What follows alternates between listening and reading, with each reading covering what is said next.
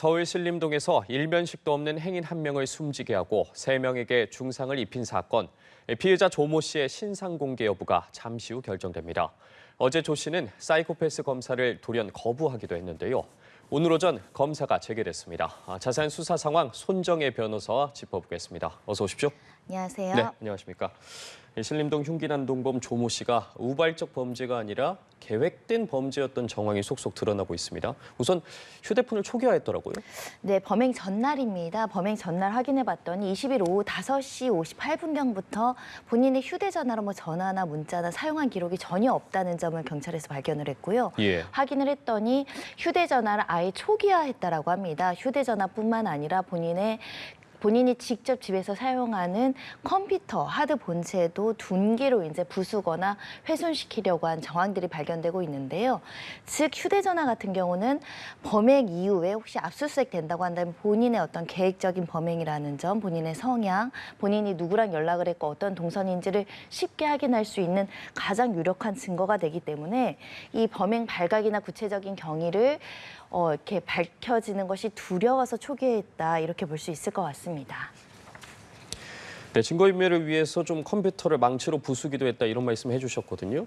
근데 이렇게 좀 폭력적이고 적극적인 증거인멸 쉽게 보기 어려운 것 같은데 어떠세요? 특히 살인이라는 강력범죄를 실시하면서 사전에 본인의 증거까지 인멸을 하고 컴퓨터까지 부수는 행위들은 사실 좀처럼 있기 힘든 일입니다. 이제 범행을 발생하고 집에 와서 이제 잡히기 전까지 도주 전에 본인의 어떤 물건들을 은멸하거나 버리는 경우는 있을 수 있는데 이 사건 같은 경우는 아예 행위 전날 본인의 어떤 흔적들을 지우려고 했다라는 점에서 계획범죄라고 명확하게 볼 수 있는 것이고요. 예. 사실 계획범죄라는 점은 이 정황 말고도 여러 차례 확인이 됐습니다. 첫 번째는 이 신림역을 가기 전에 흉기 2점을 그 모 마트에서 이제 2차례 이제 훔쳤던 것으로 확인됐고 또 택시를 타는 과정에서 흉기 하나는 두고 흉기를 하나만 가지고 이동한 사실만으로도 흉기를 미리 소지해서 범행 장소에 갔다라는 정황도 계획범죄에 해당하는 것이고요. 나아가서는 이 범행 장소를 가기 전에 또 할머니 집에 들렸던 정황이 있습니다. 이 범인의 주장은 뭐 할머니네 집에 가서 할머니가 이제 왜 그렇게 사느냐고 꾸짖어서 범행에 이르렀다라고 주장은 하지만 만약에 범행을 사전에 모의하고 결정하고 장소까지 특정해서 계획을 세웠다면 이 보통 할머니라는 사람은 다른 부모가 없는 상황에서는 그래도 내가 어른, 친척을 한번 뵙고 어떤 범행을 저지르겠다.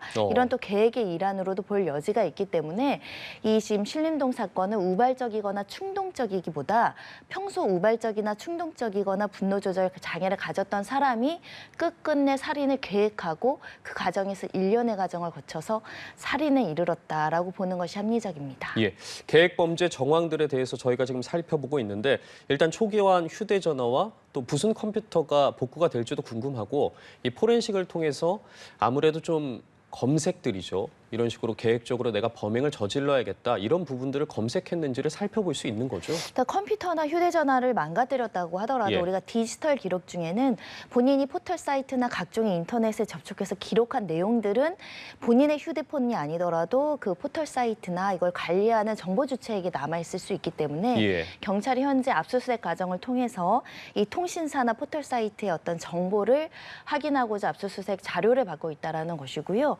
두 번째로는 인터넷 검색 내용은 일부 이제 경찰이 이미 확인한 상황입니다. 이 범행 전에 사람을 죽이는 방법이라든가 이런 뭐 급소라고 한다던가 이런 것들을 검색한 기록은 이미 확보됐다라는 것이고요. 이제 휴대전화를 통해서는 혹시 공범관계라든가 사전에 치밀하게 누군가 상의를 했는지 이런 동선을 확인해야 되는 문제가 있기 때문에 일부 어떤 통신 자료나 이런 것들도 확인하기 위해서 통신사의 압수수색 과정을 거치고 있는 것이고 나아가서는 또 다른 여죄가 있는지 여부도 본인의 어떤 개인정보를 확인해야 되기 때문에 지금 조사 예정이라고 합니다. 예, 범행 당일의 모습도 좀 살펴봐야 할 것 같습니다. 일단 마트에서 흉기를 훔쳤는데 흉기는 훔치고 다른 물건을 계산을 했어요. 이런 부분들을 봤을 때 상당히 치밀하게 범행을 계획했다. 볼 수 있지 않을까요? 이 부분은 치밀하다라고 볼 여지는 있는데요. 예. 그러니까 보통 마트에서 절도 행각을 벌일 때 자신이 훔친 물건은 옷이나 소지품에 이제 숨기고 다른 싼 물건을 계산하는 방법으로 인해서 이제 어떤 마트 주인의 눈을 피할 수 있기 때문에 그런 수법을 쓴 게 아닐까라는 생각이 드는데요. 그리고 택시를 타고 이동하는 과정에서도 택시비를 내지 않고 도주했다 이런 지금 보도도 나오고 예. 있어서 이 범행 전에 본인이 범행을 염두하고 흉기도 사고 이 흉기조차 절도하고 택시비도 내지 않고 이렇게 이동했다 이렇게 볼 여지가 있습니다. 다만 우리나라 같은 경우는 곳곳이 CCTV이기 때문에 본인이 살인이라는 중대한 범죄를 저지르면 당연히 CCTV나 여러 가지 추적 경로로 본인이 특정이 됩니다. 이런 걸 숨기거나 흉기를 숨겼다고 하더라도 충분히 어느 정도 수사 결과 드러날 수 있음에도 불구하고 일부분은 치밀해 보이지만 또 일부분은 허술한 범행을 했다. 더군다나 도주 계획은 세우지 않았던 것으로 추정이 되는데 그 부분도 완벽하게 어떤 치밀하게 지적 능력이 우수하다 이렇게 보이긴 어렵고 예. 다만 본인이 숨기고 싶은 부분들은 숨겼다. 왜냐하면 흉기를 미리 구입했다라고 한다면 이것은 우발적이거나 충동적인 범죄로 감형할 수 없는 요소가 되거든요. 네. 그러다 보니까 마트를 들리되 흉기는 절도하고 나머지 물건을 산 것으로 보입니다. 예. 그리고 한 가지 더, 경찰 조사에서 할머니한테 혼이 났고 화가 나서 집을 나설 당시부터 범행을 계획했다 이렇게 진술을 했거든요. 이런 부분들까지 합쳐서 종합적으로 볼 때 계획 범죄 규명이 가능하겠습니까? 그러니까 계획을 그 당일, 그 전날 했는지 아니면 오랫동안 수개월에 걸쳐서 오랫동안 고민해서 했는지도 양형에 영향을 미칠 수 있기 때문에 지금 피의자 주장대로 할머니한테 혼나서 그때부터 범행을 계획했는지 여부도 조사의 대상이 될 것 같습니다. 예. 물론 할머니의 어떤 발언들이 본인의 어떤 살인에 대한 욕구라든가 분노심을 키워서 살인을 실제 실행하는 계기가 됐을 수 있겠지만 이것 또한 책임을 회피하기 위한 거짓 진술일 가능성을 배제하기는 어렵습니다. 왜냐하면 지금까지도 자신의 범행을 합리화하기 위해서 나는 불행한데 다른 사람은 불행하지 않아 보여서 나는 이렇게 이제 피해 의식이나 일부 이제 불우한 가정 환경이 있는데 다른 사람은 그런 것 같지 않아서 이렇게 범행을 했다라고 변명하고 합리화하잖아요. 본인에 예. 대한 동정심을 유발하기 위해서 할머니에게 꾸짖고 그 속상한 마음이 이렇게 범행을 했다라고 허위 진술할 가능성도 염두해야 될 것 같습니다. 예, 형량에 대해서 잠깐 언급을 해주셨는데 그럼 계획 범죄가 인정될 경우와 그렇지 않을 경우의 형량의 차이가 어느 정도나 있습니까? 우리 살인죄 양형 기준 예. 표를 보시면요. 양형 기준, 기본 기준이 있고 가중 요소에는 계획적 범죄가 있습니다. 어떤 범죄든 막을 수 있음에도 불구하고 철저하게 계획해서 했다라고 한다면 가중 요소가 되는 것이고요. 다만 어떤 계기로 인해서 범행이 유발되거나 이제 우발적으로 이루어진 경위는 경위에 따라서는 감경할 수 있거든요. 그래서 계획 범죄인지 아니면 우발적인 범죄는 양형의 중요한 요소가 될 수 있습니다. 예. 자, 그럼 또 다른 쟁점이 이제 범행 배경이거든요. 좀 복합적인 열등감이 깔려 있는 것 같아요. 저희도 이 사건을 계속해서 다루고 있는데 좀 여러 가지 열등감, 신체적으로도 그렇고 능력적으로도 그렇고 본인이 좀 열등감을 표하는 모습을 보이고 있다 이런 분석들이 나오고 있는데 또 외모에 대한 열등감도 상당히 있다고 본인이 진술을 했더라고요.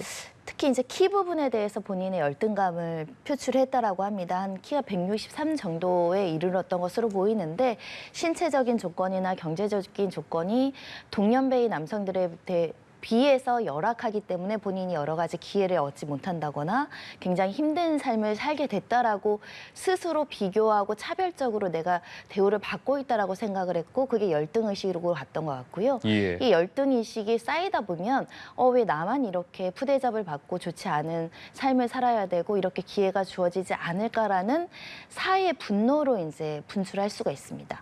물론 내가 부족한 부분이 있으면 자기 성찰을 하고 더 노력하는 사람도 있지만 이 반사회적 인격장애라든가 사회성이 없는 남에게 책임을 전가하는 사람들은 남 탓을 하기 마련이거든요. 그러다 보니까 나는 불행한데 다른 사람들은 행복해 보이고 내가 갖지 못한 걸 상대방이 가졌다고 생각하니까 제가 없는 그냥 지나가는 20, 30대 남성들을 무차별적으로 공격했던 거 아닐까 생각이 들고요. 그렇기 때문에 지금 피해자 4명 중에 대부분은 20, 30대 모두 남성입니다. 예. 그런 열등감의 표출로 죄 없는 사람들에게 그 분노를 폭발했던 것은 아닐까라고 추정할 수 있습니다. 예, 말씀하신 것처럼 피해자가 모두 20, 30대 남성이었는데 그런데 좀 진술 내용을 보면 앞뒤가 안 맞는 부분들이 있거든요. 이 신체 경제 조건이 나은 남성들에게 열등감을 느꼈다 이렇게 언급을 했다가 범행에 관해서는 뭐 성별을 가리진 않았다 또 이렇게 진술하기도 했어요. 이거 어떻게 봐야 될까요? 네, 실제로 그렇게 그 범죄의 표적으로 삼았을 때 다수 여성들도 있었는지 여부는 확인해야 될 것 같습니다. 예. 그러니까 범행 표적 중에 남성들이 근저리에 있었기 때문에 표적이 된 것인지 본인이 어떤 성별에 따라서 골라서 표적을 삼았는지는 좀 조사 결과 확인해야 될 것 같은데요. 저는 이 사안에서 지금 피의자가 혼자서 오락가락 횡설수설하는 모든 진술을 그대로 받아줄 수는 없을 것 같습니다. 그래서 프로파일러가 필요하고 진술 분석이 필요하고 어떤 심리 분석이 필요하다라고 말씀드릴 수밖에 없는 것이 지금은 본인 나름대로 자신의 책임을 회피하거나 감면받거나 또는 여론의 동정을 얻기 위해서 거짓 진술을 할 가능성이 있거든요. 예. 그리고 실제 내가 범행 동기로 삼았던 나의 감정을 숨길 가능성도 배제하기는 어렵기 때문에 실제 객관적인 정황과 이 사람이 사전에 계획했을 때 검색했던 내용이나 이런 것들을 맞춰봐서 진실이 무엇인지를 가려야 되지 않을까 생각이 들고요. 분명한 건 이 사회에 대한 분노와 오랜 기간 동안 이제 범죄가 학습이 되면서 제대로 사회화되기 어려웠던 처지였던 건 분명합니다. 보통 내 처지가 어렵고 직업이 없고 경제적으로 어렵고 가족 간의 유대관계라든가 친구 관계가 좋지 않은 경우에는 좌절하게 되고 자포자기하게 되고 상실감을 갖게 되고 인생을 더 살아갈 힘을 잃게 되는 경우는 있습니다. 근데 이렇게 어려운 상황에서 본인을 이제 해치는 걸 우리가 극단적인 선택이라고 이야기하는데 이런 사유가 있다라고 하더라도 남들을 죽이는 행태까지는 가지 않죠. 그거는 결국은 본인에 대한 어떤 공격성이라고 말씀드릴 수 있고요. 예. 또는 어떤 폭력성이라고도 말씀드릴 수 있고 또는 남을 조금 미워하는 어떻게 보면 남한테 책임을 전가하는 이런 반사회성이라도 이야기할 수 있기 때문에 이 피의자 입에서 나오는 모든 진술을 받아들이기보다는 어떤 성장 과정을 갖고 왔고 주변 사람들과 어떤 관계였고 범행 당시의 심리 상태는 어땠는지를 종합적으로 분석할 필요가 있습니다. 예. 자, 그래서 그러한 범죄자의 성향을 분석하기 위해서 사이코패스 검사를 실시하지 않습니까? 이 피의자 조 씨도 어제 사실 사이코패스 검사 예정이었는데 마음이 좀 복잡하다면서 검사를 거부를 했습니다. 이 부분에 대해서는 좀 어떻게 봐야 될까요? 일단은 본인이 범행을 계획하에 저질러 놓고 지금 감당 못하는 상황이 아닌가 생각이 듭니다. 최초 진술도 오락가락해서 피해자의 모습을 자세히 봤다고 했다가 못 봤다고 했다가 기억이 나지 않는다라고 얘기도 하고 펜타닐을 복용했다라고 했다가 또 그 사실이 허위로도 알려지고 있고 술을 먹었다고 했다가 그것도 사실 아닌 점 등 복잡 미묘하게 본인이 지금 굉장히 강력한 범죄를 저지르고 사회의 주목을 받다 보니까 이 감정의 변화가 복잡하다라는 게 본인 진술처럼 사실로 보이고요. 자술서도 썼는데 끝내 경찰에는 어제는 제출하지 않았다고 합니다. 그러니까 결국은 본인이 사람을 3명을 다치게 하고 1명을 살인한 이 사건을 지금 제대로 어떻게 정리를 못하는 처지에 빠져 있는 것은 아닐까 생각이 들고요. 특히 이런 심리검사라든가 사이코패스 검사는 어느 정도는 그래도 차분하게 진술이 나와야지 제대로 실시될 수 있어서 경찰에서도 이런 점을 고려해서 어제는 못하고 오늘 했던 것으로 보입니다. 예. 그래서 오늘 오전에 검사가 재개가 됐는데 결과가 언제 나오는지도 궁금하고 만약에 사이코패스 검사를 한다고 하면 이러한 결과들이 앞으로의 형량에 미칠 영향 어떻게 될까요? 사이코패스 검사는 사실 캐나다 심리학자가 개발을 해서 알려진 것이고 예. 우리나라 형사소송법이나 형법에는 없는 단어입니다. 판례로서도 아직까지 이 사이코패스 점수를 어떻게 양형에 반영할지에 대한 기준이나 가이드라인이 전혀 없다. 예. 다만 우리가 너무 잔혹한 사회적인 범죄나 인명경시 사건이 나오면서 도대체 그 범죄 동기를 납득하기 어렵기 때문에 이런 반사회적인 인격장애라는 지표를 가지고 이 범죄자를 분석하고 범죄를 예방하는 요법으로 이제 사이코패스를 그 검사하고 기준을 삼는 것인데요. 대표적으로는 저희 연쇄살인범 유영철이 뭐 34점 굉장히 높은 점수를 받은 적도 있고 예. 정유정도 사이코패스 26점을 받은 사례가 있습니다. 이 사안도 정말 길 가던 무고한 피해자를 희생시킨 사건이기 때문에 혹시 조 씨가 이 반사회적 인격 장애가 아닌가 이런 충분히 의심되는 상황이라서 확인한다 이렇게 보시면 될 것 같고요. 이 사이코패스적인 성향이 높다라는 것은 그만큼 재범 위험성이 높고 반성하지 않는다는 걸 대표적으로 보여줍니다. 예. 우리 양형 기준에는 이렇게 반성하지 않는 태도라든가 이 재범 위험성이 높다라고 평가되면 양형 요소로는 가중 요소로 삼을 수밖에 없기 때문에 그런 취지로 양형에 반영될 수 있고 특히 이제 교정 행정, 그러니까 이제 교도소에 이제 수감되면 이 재범 위험성 등을 평가해서 가석방 여부도 결정하게 되는데 그럴 때 참고 지표는 될 수 있습니다. 참고 지표로 이용될 수 있다 말씀을 해주셨는데 사실 진술이 워낙 왔다 갔다 하기 때문에 조사를 해봐야 알겠지만 조 씨는 자신에게 사이코패스 성향이 있다 이렇게 진술을 하기도 했거든요. 정확한 검사가 필요해 보겠지만 지금까지의 행동들을 봤을 때 검사 결과 어떻게 예측해 보일 수 있을까요? 사이코패스 점수 결과는 좀 높게 나올 수밖에 없어 보입니다. 선량한 시민이 일반적인 인간에 대한 인류애라든가 인간성이 있다라고 한다면 첫 번째 피해자를 10차례 흉기를 휘둘렀거든요. 예. 본인에게 어떤 잘못도 하지 않았고 본인에게 어떤 분노감을 야기했던 사람도 아닙니다. 그런데 그렇게 잔혹하게 10회를 휘둘릴 수 있다는 것은 그만큼 공감 능력이 매우 현저히 낮다. 법의식이 결여되어 있다. 그리고 굉장히 사람에 대한 감정에 대해서 무디다라는 걸 대표적으로 보여줄 수 있거든요. 그리고 보통은 살인이라는 또는 강력한 어떤 인명 경시 전과가 없는 사람이 처음에 살인을 하고 혈흔을 봤을 때 범행을 멈출 수밖에 없습니다. 무섭고 두렵기 예. 때문이죠. 근데 2차, 3차, 4차까지 나갔다는 점에 있어서는 굉장한 폭력성이 있다. 그 점에 있어서는 사이코패스 점수 결과가 높을 가능성이 있어 보입니다. 예, 범행을 저지른 이후에도 상당히 경찰에 잡히기 전까지도 좀 태연한 모습을 보이기도 해서 상당히 점수가 높을 수밖에 없어 보이긴 하는데 얼마 전 또 부산에서 또래 여성을 참혹하게 살해했던 정유정 사건과 비슷하다는 이야기도 나오고 있더라고요. 첫 번째는 계획 범죄였고 동년배 또래들을 대상으로 범행을 대상을 삼았다는 점. 또 성별이 같은 동성에게 이제 범행을 가한 점도 비슷합니다. 그리고 피해자가 이미 죽음에 이를 정도의 어떤 피해를 입었음에도 불구하고 굉장히 잔혹한 방법으로 계속적으로 흉기를 휘둘렀거든요. 예.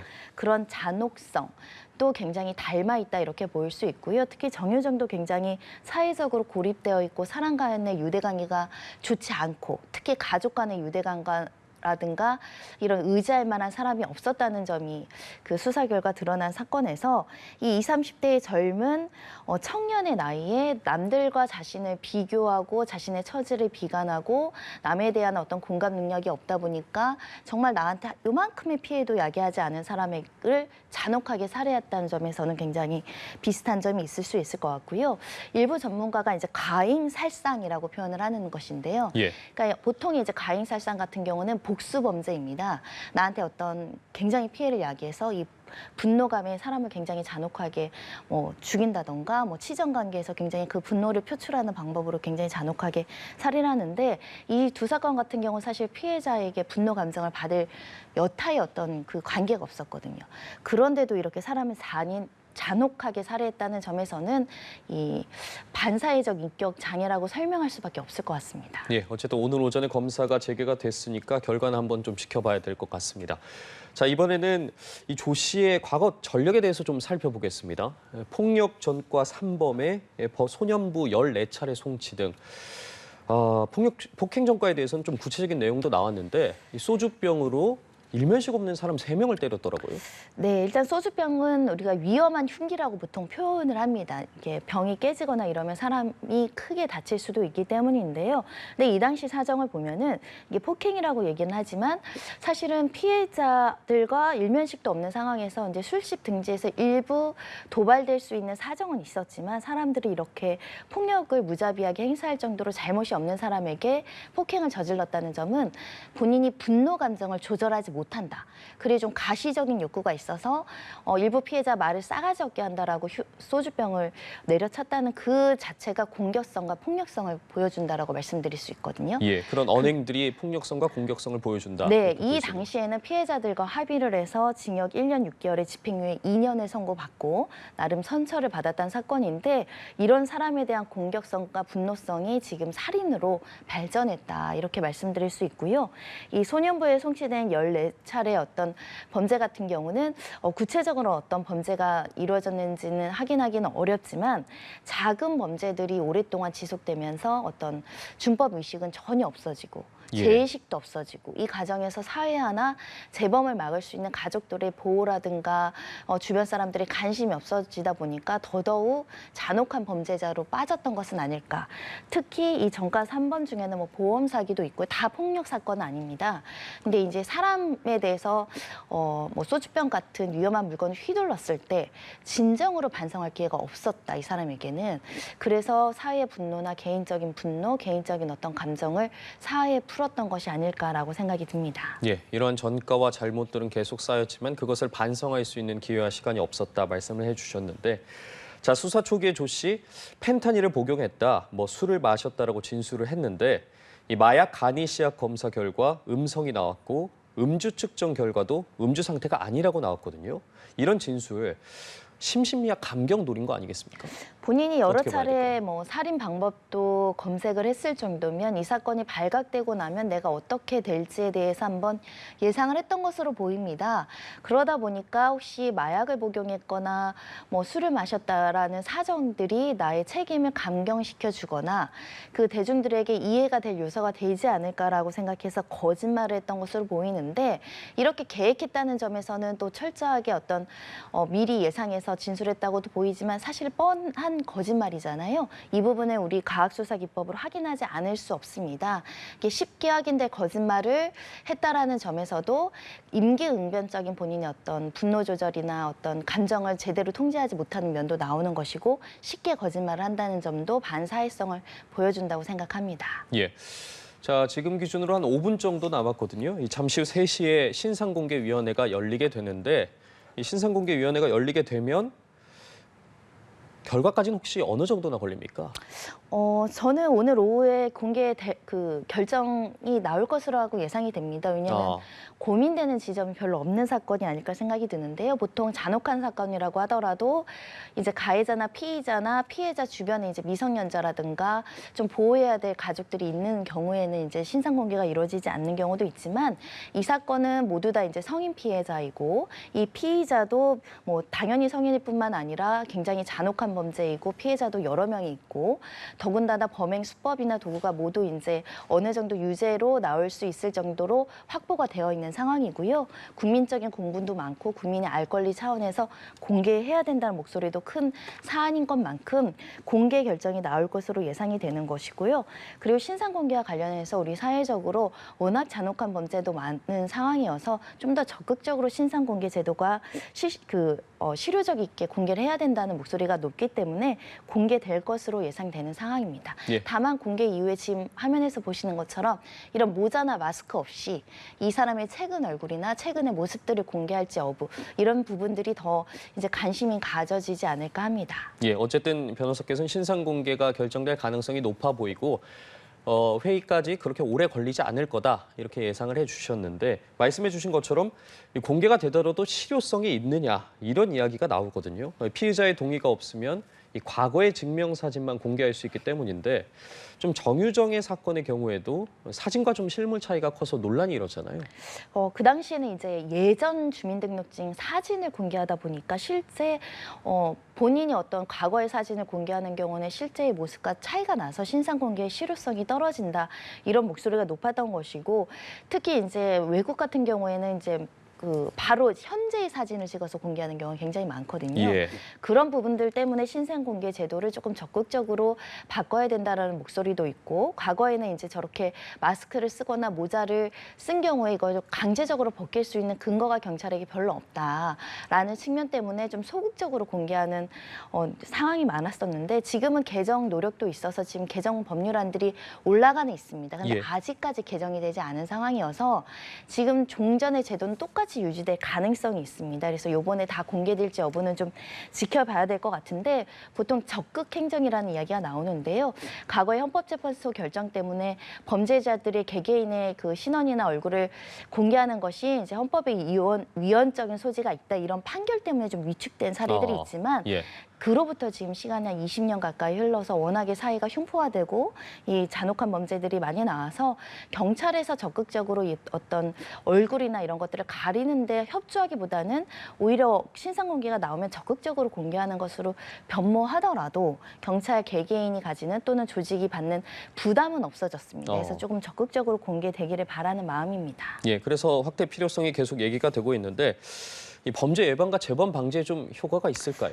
여러 가지 논문이 있어서 효과가 없다라는 이야기들도 있고, 왜냐하면 신상 공개를 훨씬 더 적극적으로 실시하는 외국 같은 경우에 범죄율이 줄었느냐에 대한 어떤 통계치는 조금씩 다르긴 합니다.